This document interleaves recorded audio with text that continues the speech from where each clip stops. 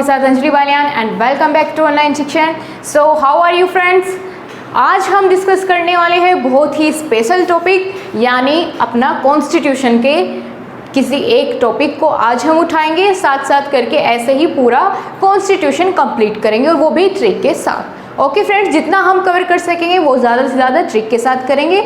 यानी आपको जीएस में बहुत ज़्यादा चीज़ें होती है याद रखने के लिए, अगर आप उनमें से बहुत सारा पोर्शन ट्रिक के थ्रू याद कर पाते हैं तो बहुत अच्छी बात है, नहीं तो आपका सारा कुछ मिक्सअप हो ही जाता है, भूल जाते हैं। और अगर आप करते हैं ट्रिक के थ्रू याद तो आप नहीं भूल पाते उसको, ठीक है। तो ऐसे ही आज हम एक बहुत ही स्पेशल टॉपिक डिस्कस करेंगे, उसका नाम है संविधान के स्रोत यानी सोर्सेज ऑफ कॉन्स्टिट्यूशन। कौन कौन से देश से हमारा कॉन्स्टिट्यूशन बनाते वक्त हेल्प ली गई थी, यानी कहाँ कहाँ से हेल्प ली गई थी कॉन्स्टिट्यूशन बनाने में। जैसे कि आपने पता होगा कि हमारा संविधान कब अंगीकृत हुआ था और कब लागू हुआ था, क्या आप जानते हैं?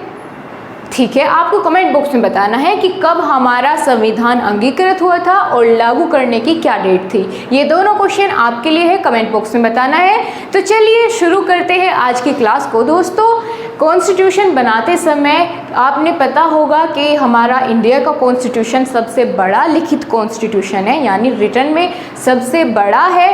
तो देखते हैं कौन कौन से देश हैं ऐसे प्रमुख जहाँ से हमारे कॉन्स्टिट्यूशन को बनाने में हेल्प ली गई। तो उसके लिए आपको सिर्फ एक लाइन याद रखनी होगी। क्या है वो लाइन? कि अकबर आज फिर दक्षिण अफ्रीका आजा। ठीक है, इतनी सी लाइन है। क्या है? कि अकबर आज फिर दक्षिण अफ्रीका आजा। बस इतना आपको याद रखना है। आपको सभी जितने आप कह सकते हैं जितने सारे कंट्रीज़ हैं वो आपको याद हो जाएगी जहाँ से कॉन्स्टिट्यूशन लिया गया है। ओके, तो चलिए रिलेट करते हैं अब कैसे किससे क्या बनेगा।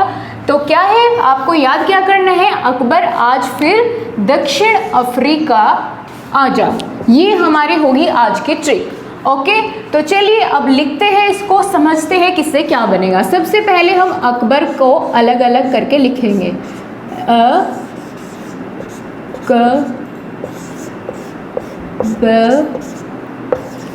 ठीक है, पहले इतना करते हैं यानी इतना, उसके बाद आगे देखेंगे। ठीक है, ऐसे क्या बनेगा, कौन सा देश बनेगा? ऐसे अमेरिका। कंफ्यूज होने की बिल्कुल बात ही नहीं रहेगी आपको इसके बाद। आज से बना अमेरिका, यानी अमेरिका से काफ़ी सारे जो है एक्ट्स लिए गए हैं, वो मैं आपको आगे डिस्कस कराऊंगी कौन कौन से, वो भी हम ट्रिक से याद करेंगे। अभी आपको सिर्फ इतना समझना है कि कौन कौन से सोर्सेज हैं या कौन कौन सी कंट्रीज़ हैं जहाँ से भारत ने हेल्प ली थी अपना कॉन्स्टिट्यूशन बनाने में। अब बात करते हैं कैसे कौन से देश का नाम बनता है? कनाडा। ठीक है, आगे बात करते हैं यानी ब्रिटेन। ब्रिटेन आपको एकदम याद हो जाएगा दोस्तों, आप देखते चलिए। रै से क्या बनता है आपको देखना है, ऐसे अमेरिका, कैसे कनाडा, वैसे ब्रिटेन। उसके बाद बात आती है रै यानी रूस या रशिया, जो भी आप कहते हैं। ठीक है, उसके बाद बात करते हैं, यहाँ पे चलते हैं नेक्स्ट वर्ड की ओर। क्या है? आज। इसको भी अलग अलग कर लेते हैं, आ ज। ठीक है, आ से क्या बनेगा, क्या आप जानते हैं? बिल्कुल, आपका अंदाज़ा बिल्कुल सही है, आयरलैंड। आयरलैंड। ज से बनेगा जर्मनी। जर्मनी की भी मदद ली थी जब हमारा कॉन्स्टिट्यूशन बन रहा था, तो कई सारे देशों से जो हमारे संविधान के निर्माता हैं उन्होंने कई सारे जो है एक्ट्स वहाँ से लिए थे, कानून वहाँ से लिए थे। अब बात करते हैं फिर से क्या बनेगा? फिर को हम एज इट इज़ लिख देते हैं। फिर इससे बनेगा दोस्तों फ्रांस। ओके, इससे बन जाता है फ्रांस।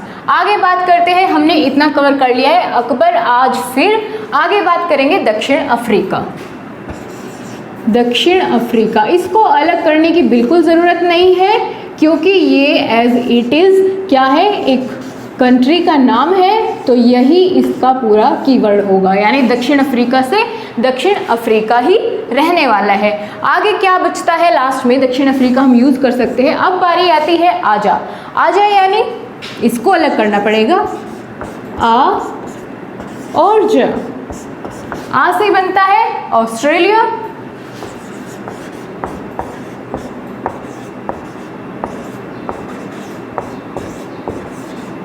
Okay, Australia. और जा से क्या बनता है दोस्तों? जापान। तो ये जितने भी हमने डिस्कस किए ये सबसे मेन जो है कंट्रीज़ है जहाँ से क्वेश्चन बनते हैं आपके एग्ज़ाम में कि कौन कौन सी कंट्रीज़ इनमें ऐसी है जिनसे जो है भारत का कॉन्स्टिट्यूशन बनाने में हेल्प ली गई थी, कौन सी नहीं है। तो आपको बहुत आराम से आप अपने क्वेश्चंस लगा पाएंगे। कैसे? चलिए एक बार फटाफट से रिव्यू करते हैं कि हमने क्या क्या देखा। अकबर आज, फिर दक्षिण अफ्रीका आज, आपको इतना याद हुआ।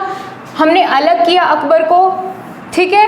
आ से बना अमेरिका, का से बन गया है कनाडा, ब से ब्रिटेन, र से बन जाता है रशिया।